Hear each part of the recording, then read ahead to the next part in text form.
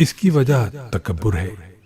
ہر کامیاب انسان اپنی کامیابی کو ذاتی اچیومنٹ سمجھتا ہے۔ یہ احساس اس کے اندر غرور اور تکبر پیدا کر دیتا ہے اور یہاں سے خرابی جنم لیتی ہے۔ ان کے چہرے پر مسکراہٹ تھی۔ یہ ایک خاص قسم کی مسکراہٹ تھی، اور یہ مسکراہٹ دنیا کے ہر صوفی، ہر نیک عالم اور اصلی دانشور کے چہرے پر ہوتی ہے۔ دنیا کا ہر صوفی، ہر عالم اور ہر نیک شخص اپنی نیکی، اپنے علم اور اپنے تصوف کو لوگوں سے چھپا رکھتا ہے، لیکن وہ اپنی مسکراہٹ نہیں چھپا پاتا۔ یہ مسکراہٹ اچھے لوگوں کا ٹریڈ مارک ہوتی ہے، اور یہ آپ کو مدر ٹریسا سے نیلسن منڈیلا، میاں محمد بخش سے شاہ حسین اور امام غزالی سے لے کر مولانا روم تک دنیا کے ہر اچھے، بڑے، نیک عالم اور صوفی کے چہرے پر دکھائی دیتی ہے۔ میں نے ہمیشہ اچھے لوگوں کو ان کی اس مسکراہٹ سے پہچانا۔ میں نے ان سے ایک ایسا سوال پوچھا جو میرے دل میں ہمیشہ سے کھٹکتا چلا آ رہا تھا۔ میں نے ان سے پوچھا، دنیا کا ہر کامیاب انسان آخر میں تنہا کیوں ہوتا ہے؟ انہوں نے فوراً جواب دیا، اپنے تکبر اور غرور کی وجہ سے۔ میں ان سے تفصیل کا متقاضی تھا۔ وہ بولے، دنیا میں تکبر کی سب سے بڑی شکل سیلف میڈ ہے۔ میں نے حیرت سے ان کی طرف دیکھا۔ انہوں نے فرمایا، جب کوئی انسان اپنے آپ اور اپنی کامیابیوں کو سیلف میڈ کا نام دیتا ہے تو وہ نہ صرف اللہ تعالی، قدرت اور فطرت کی نفی کرتا ہے، بلکہ وہ ان تمام انسانوں کے احسانات اور مہربانیوں کو بھی رون ڈالتا ہے جنہوں نے اس کی کامیابی میں مرکزی کردار ادا کیا تھا، اور یہ دنیا کا بدترین تکبر ہوتا ہے۔ وہ رکے، چند لمحے سوچا اور اس کے بعد بولے، تم فرعون اور نمرود کو دیکھ لو۔ یہ دونوں انتہا درجے کے ذہین، فتین اور باصلاحیت حکمران تھے۔ فرعون نے نعشوں کو حنوط کرنے کا طریقہ ایجاد کیا تھا۔ اس نے ایک ایسی سیاہی بھی بنوائی تھی جو قیامت تک مدھم نہیں ہوتی۔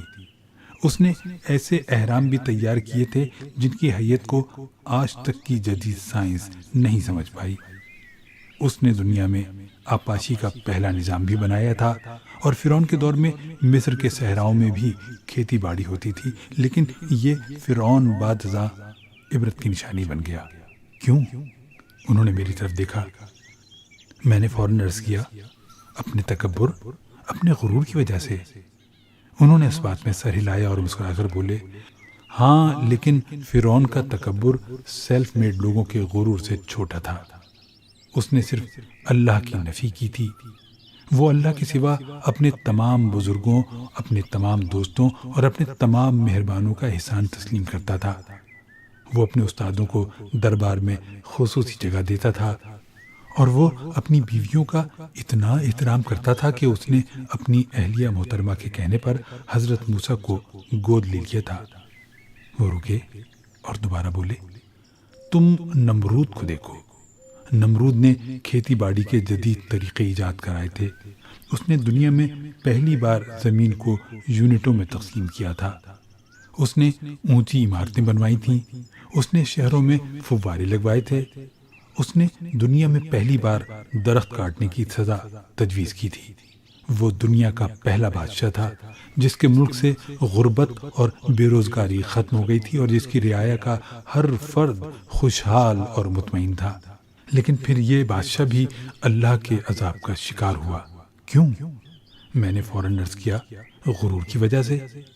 انہوں نے اس بات میں سر ہلایا اور بولے، ہاں، وہ اللہ کے وجود کی نفی کا مرتکب ہوا تھا، اور یہ اس کا واحد جرم تھا، جبکہ عام زندگی میں وہ ایک اچھا انسان اور شاندار بادشاہ تھا۔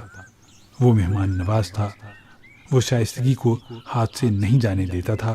اس نے اپنے دربار میں دنیا جہان کے عالم اور ماہرین جمع کر رکھے تھے۔ وہ بہادری اور شجاعت میں یکتا تھا۔ وہ اپنے دوست، احباب، ماں باپ اور عزیز رشتہ داروں کا بھی احترام کرتا تھا۔ وہ لوگوں کے احسانات اور مہربانیوں کو بھی یاد رکھتا تھا، لیکن اس نے اللہ کی ذات کی نفی کی، خود کو خدا کہہ بیٹھا اور اللہ کی پکڑ میں آ گیا۔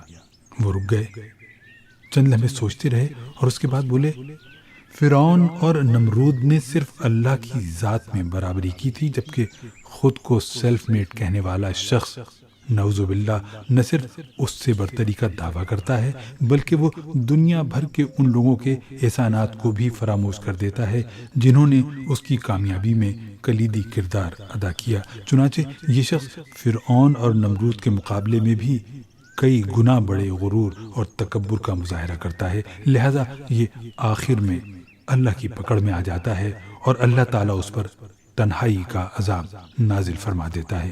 وہ رکے، انہوں نے ایک لمبا سانس لیا اور دوبارہ بولے، انسان مجلسی جانور ہے، انسان کا محتاج ہے۔ ہم سب اپنے جیسے لوگوں میں بیٹھنا چاہتے ہیں، ان کے ساتھ گپ شپ کرنا چاہتے ہیں، ان کے ساتھ اپنے جذبات شیئر کرنا چاہتے ہیں۔ ہمارے لیے سب سے بڑی سزا تنہائی ہوتی ہے، اسی لیے قید تنہائی کو دنیا میں سب سے سنگین سزا قرار دیا گیا۔ انسان بڑے سے بڑا عذاب برداشت کر جاتا ہے لیکن وہ تنہائی کی سزا نہیں بھگت سکتا۔ اللہ تعالیٰ کیونکہ ہماری رگ رگ، ہماری نس نس سے واقف ہے، چنانچہ وہ خود کو سیلف میڈ قرار دینے والوں کو تنہائی کی حتمی سزا دیتا ہے۔ تم دیکھ لو، دنیا میں جس بھی شخص نے خود کو سیلف میڈ قرار دیا، جس نے بھی اپنی اچیومنٹس کو اپنی ذاتی کوشش، جد و جہد اور محنت کا نتیجہ کہا، وہ کامیابی کی آخری سٹیج پر پہنچ کر تنہائی کا شکار ہو گیا، وہ تنہائی کی موت مرا۔ وہ خاموش ہو گئے۔ میں چند لمحے انہیں دیکھتا رہا۔ جب خاموشی کا وقفہ طویل ہو گیا تو میں نے عرض کیا، ہمیں سیلف میڈ کی بجائے کیا کہنا چاہیے؟ وہ فوراً بولے، اللہ میڈ۔ وہ چند لمحے مجھے دیکھتے رہے اور اس کے بعد بولے، کامیاب اور کامران لوگوں پر اللہ کا خصوصی کرم ہوتا ہے۔ اللہ ان کو کروڑوں اربوں لوگوں میں سے کامیابی کے لیے خصوصی طور پر چنتا ہے، انہیں ویژن اور آئیڈیاز دیتا ہے، ان کو محنت کرنے کی طاقت دیتا ہے، انہیں دوسرے انسانوں کے مقابلے میں زیادہ توانائی بخشتا ہے، ان کے آگے بڑھنے کے خصوصی مواقع پیدا کرتا ہے، ان کے لیے کامیابی کے راستے کھولتا ہے، معاشرے کے بااثر اور اہم لوگوں کے دلوں میں ان کے لیے محبت اور ہمدردی پیدا کرتا ہے، اور آخر میں تمام لوگوں کو حکم دیتا ہے وہ ان لوگوں کو کامیاب تسلیم کریں، وہ اپنی نشستوں سے اٹھ کر ان کے لیے تالی بجائیں۔ اگر یہ حقیقت ہے تو پھر یہ ساری کامیابی اللہ کی کامیابی نہ ہوئی، ہم لوگ اور ساری کامیابیاں اللہ میڈ نہ ہوئیں۔ تم سوچو، تم بتاؤ۔ انہوں نے میری طرف دیکھا، میں نے اسباق میں سر ہلا دیا۔ وہ بولے، اور جب کوئی کامیاب شخص اپنی کامیابی کو اللہ کا کرم اور مہربانی قرار دیتا ہے تو اللہ تعالیٰ اس کے جواب میں اس کے گرد رونق لگا دیتا ہے، وہ لوگوں کے دلوں میں اس شخص کے لیے محبت ڈال دیتا ہے۔ یوں یہ شخص زندگی کی آخری سانس تک لوگوں کی محبت اور رونق سے لطف اٹھاتا رہتا ہے۔ اللہ اس کی زندگی پر تنہائی کا سایہ نہیں پڑنے دیتا۔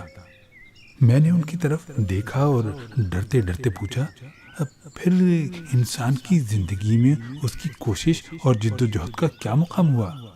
انہوں نے غور سے میری طرف دیکھا اور بولے، ہماری کیا مجال ہے ہم اس کی اجازت کے بغیر محنت کر سکیں یا ہم اس کی مہربانی کے بغیر جد و جہد کر سکیں؟ ہم میں تو اتنی مجال نہیں کہ ہم اس کی رضامندی کے بغیر اس کا نام تک لے سکیں۔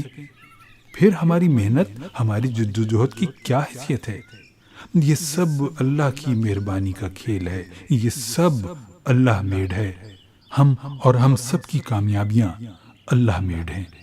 خدا کے بندو، اللہ کے کریڈٹ کو تسلیم کرو تاکہ تمہاری زندگیاں تنہائیوں سے بچ سکیں، تم پر غم کا سایہ نہ پڑے۔ وہ رکے اور اس کے بعد زور دے کر بولے، یاد رکھو، زندگی میں کبھی خود کو سیلف میڈ نہ کہنا، ہمیشہ اپنے آپ کو اللہ میڈ سمجھنا۔